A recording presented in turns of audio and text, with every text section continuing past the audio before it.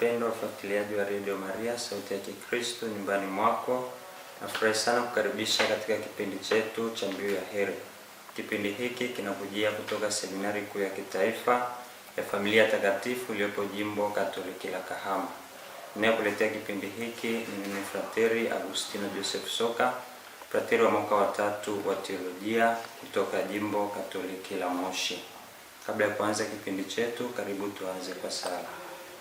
Kwa jina la Baba na la Mwana na la Roho Mtakatifu, amina. Salamu Maria, umejaa neema, Bwana yu nawe, mbarikiwa kuliko wanawake wote, na Yesu mzao wa tumbo lako umebarikiwa. Maria mtakatifu, mama wa Mungu, utuombee sisi wakosefu, sasa na saa ya kufa kwetu, amina. Kwa jina la Baba na la Mwana na la Roho Mtakatifu, amina. Mpendwa mfuatiliaji wa Radio Maria, katika kipindi chetu cha leo cha Mbiu ya Heri, tutaangazia fadhila ya kimungu, fadhila ya matumaini. Nini maana ya fadhila ya matumaini kulingana na mafundisho ya Kanisa Katoliki? Kwanza, fadhila hii ya matumaini ni kama nyota ya asubuhi katika maisha ya mwanadamu. Fadhila ya matumaini ni nuru ndogo lakini yenye nguvu kubwa katika maisha yetu, ikiangaza hata katika giza.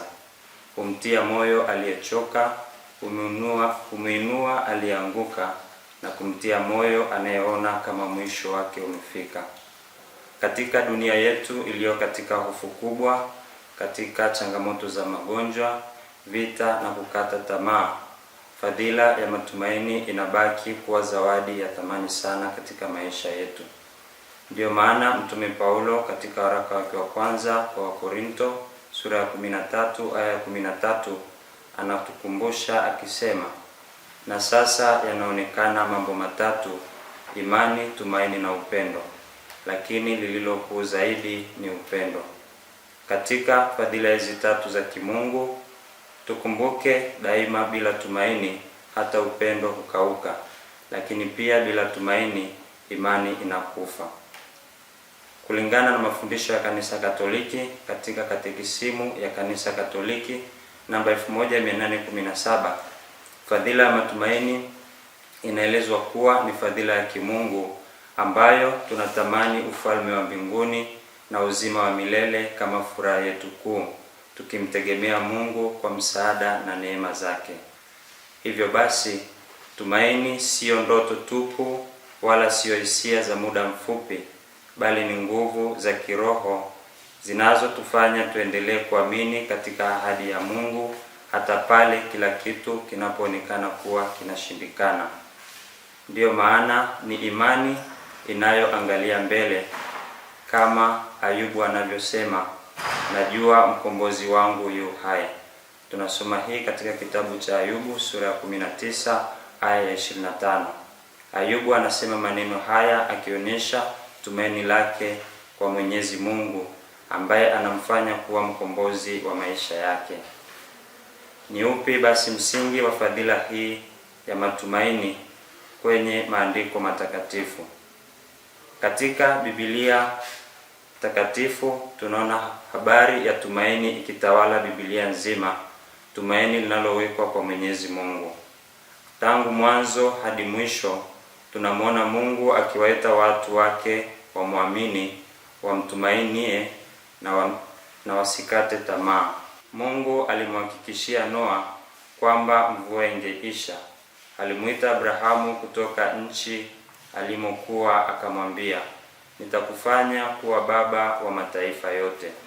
Wote hawa wawili, Ibrahimu na Noa, wanaonyesha tumaini kwa Mwenyezi Mungu kwa yale aliyowaahidi, na hata baadaye Mwenyezi Mungu anatimiza kutokana na tumaini hili waliloliweka kwake. Nabii Yeremia aliyehukumiwa na taifa lililoanguka vile vile alimkiri Mungu akisema, maana ninajua mawazo ninayowawazia ni mawazo ya amani wala si ya mabaya, ili kuwapa tumaini siku zenu za mwisho. Kitabu cha Nabii Yeremia sura ya 29 aya 11. Hapa tunaona kwamba Mungu mwenyewe ndiye chanzo cha tumaini letu, akiahidi taifa lake kupitia Nabii Yeremia kuwa mawazo anayowazia si mawazo ya mabaya, bali ni mawazo ya amani. Kumbe watu hao wakiweka tumaini kwa Mungu watapata mambo mema kutoka kwa Mwenyezi Mungu. Tumaini letu siyo matokeo ya hali nzuri tu, bali ni matokeo ya kumjua Mungu anayeshikilia historia ya maisha yetu. Baba Mtakatifu Francisco amezungumzia fadhila hii ya matumaini kwa namna ya pekee sana. Mara nyingi anafundisha kwamba tumaini ni nguvu ya maskini, pia ni faraja ya wagonjwa, lakini ni mwanga wa walio gizani. Anasema matumaini hayawezi kuonekana, lakini ni kama pumzi inayofanya moyo wa Mkristo usife. Katika homilia yake moja mjini Vatican, Papa alisema Mkristo asiye na tumaini ni kama samaki nje ya maji, hawezi kuishi. Na katika maneno yake juu ya waraka wa Spes Salvi, yaani tumeokolewa na tumaini, wa Baba Mtakatifu Benedikto wa 16, anatueleza kwamba mtu mwenye tumaini ana sababu ya kuendelea kupigania mema hata kama matokeo hayajafika. Kwa hiyo tumaini ni tendo la ujasiri wa Kikristo, yaani kuendelea kusali, kupenda na kuamini licha ya changamoto. Katika mwaka huu mtakatifu wa Jubilei Kuu 2025, tunapoelekea mwishoni, tunatambua kuwa fadhila ya matumaini ndio iliyokuwa ikituongoza katika mwaka huu wa Jubilei. Mpendwa mfuatiliaji, katika mwaka huu mtakatifu tulikuwa na kauli mbiu ya maujaji katika matumaini. Baba Mtakatifu Francisco alisema na kutualika kuwa Jubilei hii ni safari ya matumaini. Ni wito kwa ulimwengu mzima kuamsha tena moto wa tumaini uliokufa ndani ya mioyo mingi ya watu. Tumechoka na habari za vita, tunasumbuliwa na hofu ya kesho kwa sababu ya kukosekana kwa haki na amani. Lakini Bwana daima anatuambia na kusema nasi akitukumbusha, furahini katika tumaini, vumilieni katika dhiki, dumuni katika maombi. Waraka wa Mtume Paulo kwa Warumi sura ya 12 aya ya 12. Kumbe katika mwaka huu mtakatifu wa Jubilei Kuu 2025, mwaliko tunaopata ni kutazama upya maisha yetu ya Kikristo, kuona wapi ambapo tumaini letu limepotea na kulirudisha kwa Mwenyezi Mungu aliye chanzo na mwisho wa maisha yetu. Ni wapi basi mahali pa kutumaini? Je, tutumaini katika mali, katika nguvu zetu au katika watu? Katika maandiko matakatifu tunaonywa juu ya mahali pa kutumaini. Nabii Yeremia katika kitabu chake sura ya 12 aya ya 5 anatukumbusha, amelaaniwa mtu anayemtegemea mwanadamu. Lakini Mwenyezi Mungu kupitia Nabii Yeremia anaahidi kuwa amebarikiwa mtu anayemtegemea Bwana, ambaye tumaini lake ni kwa Bwana. Kitabu cha Nabii Yeremia sura ya 17 aya ya 7. Kumbe tumaini letu la kwanza tunapaswa kuliweka kwa Mungu Baba, kwa sababu yeye ni mwaminifu na hawezi kutudanganya. Zaburi ya 62 mstari wa 5 hadi wa 6. Lakini pia tumaini letu la pili ni kwa Yesu Kristo, kwa sababu kupitia kifo chake msalabani na ufufuko wake tumepata uzima wa milele. Waraka wa kwanza wa Mtume Petro kwa watu wote sura ya 1 aya ya 3 hadi ya 4. Lakini tumaini letu la tatu ni kwa Mungu Roho Mtakatifu anayetuimarisha kila siku hata tunapokuwa dhaifu. Waraka wa Mtume Paulo kwa Warumi sura ya 5 aya ya 5. Kumbe wapendwa, tunakumbushwa daima kupitia maandiko matakatifu kuwa siku zote tumaini letu tuliweke kwa Mungu, ambaye yeye ndiye chanzo cha uhai wetu, lakini ni mwisho pia wa uhai wetu. Na haya yanadhihirika kupitia watakatifu ambao waliweka tumaini kwa Mwenyezi Mungu na wakafanikiwa katika yale yote waliyotenda.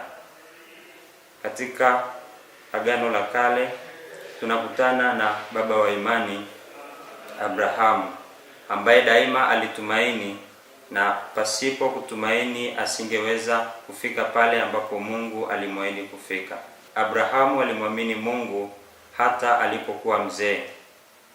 Ndiyo sababu aliweza kupokea ahadi alizoahidiwa na Mungu. Pia Yusufu mwana wa Yakobo alipokuwa mtumwa na mfungwa hakukata tamaa. Alijua kuwa Mungu bado ana mpango naye. Mwishowe Mungu akamuinua kuwa mkombozi wa familia yake. Kitabu cha Mwanzo sura ya 45 aya 7 hadi ya 8. Lakini vile vile katika Agano la Kale tunakutana na Ayubu ambaye alipoteza kila kitu katika maisha yake, lakini daima hakupoteza tumaini kwa Mungu.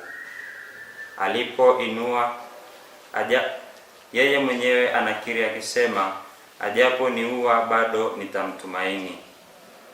Ayubu sura ya 13 aya ya 15. Pia Mfalme Daudi akiwa mafichoni akifukuzwa na Sauli alibakiza tumaini lake kwa Mwenyezi Mungu. Akasema, Bwana ndiye ngome yangu na wokovu wangu, nitamwogopa nani? Zaburi ya 27 mstari wa kwanza. Lakini nabii Danieli vile vile aliweka tumaini kwa Mwenyezi Mungu, na ndiyo sababu katika tundu la simba palikuwa mahali pa amani. Kitabu cha nabii Danieli sura ya 6 aya 22. Vile vile katika Agano Jipya tunakutana na Yesu Kristo ambaye daima aliweka tumaini kwa Mungu Baba hata pale msalabani. Yeye mwenyewe anasema, Baba, mikononi mwako naiweka roho yangu. Injili ya Luka sura ya 23 aya ya 46. Hii inaonyesha tumaini alilokuwa nalo Yesu Kristo kwa Mungu Baba. Lakini mama Bikira Maria, mama au mwanamke wa tumaini, daima alibaki mnyenyekevu hata kwa yale magumu aliyoona ni ngumu kufanyika. Daima alibaki akasema, tazama mimi ni mjakazi wa Bwana, na iwe kwangu kama ulivyosema. Injili ya Luka sura ya 1 aya 38.